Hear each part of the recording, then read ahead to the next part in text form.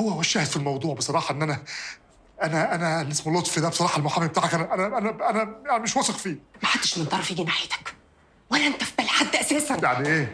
يعني انا كده خلاص رحت افتيس؟ مش انت قلت ان انت ما خرجتش يوميها من المعمل؟ ولا حد شافك ولا لمحك وانت خارج؟ يعني مش بالظبط يعني. هو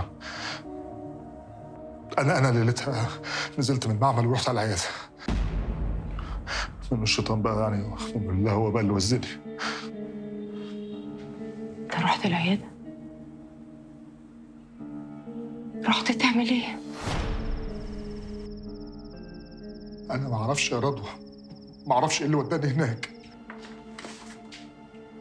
كنت بتفكر في ايه؟ انا كنت معدي مش شايف قدامي، حاسس ان في نار جوايا، نار محتاجه اللي يطفيها.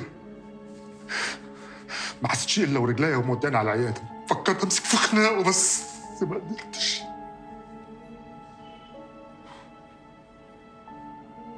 ما دخلتش؟ بس وانا ماشي لمحت واحد بيجري وبينط في عربيه من غير نمر. انا ما دققتش في ملامحه، مش فاكر شكله كويس.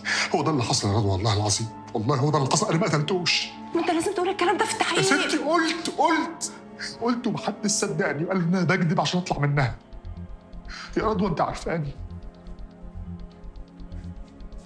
انا جبان، انا جبان، انا اجبن من ان اعمل كده، ومش هتكسف ان انا اقول لك. انا انا انا شاكك انه اللي عمل كده، اللي هو نط في العربيه ده، هو ده اللي دسلي السكينه في المعمل. هو عايز يدبسني فيها. اكيد حد عارفك كويس وعارف مكان شغلك. يعني انت مصدقني يا رضوى؟ مش عارفه يا عبغان، مش عارفه اذا كنت اصدقك ولا لا. انا اعمل ايه دلوقتي انا بقى؟ يعني انت المحامي بتاعك ده هيطلعني منها زي ما طلعك، ولا هو بكش؟ هو وعدني ان هو هيعمل اللي يقدر عليه. اصل بطولك انت بس، وبعدين سيبها على الله. نعم بالله. انا خايف يا رضوى، والله العظيم، والله العظيم خايف المره الجايه اطب ساكت ما اقومش منها. يا سبحان الله،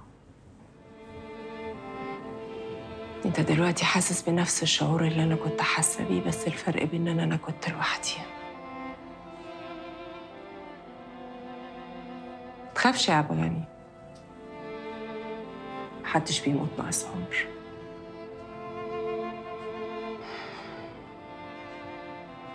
كله مكتوب.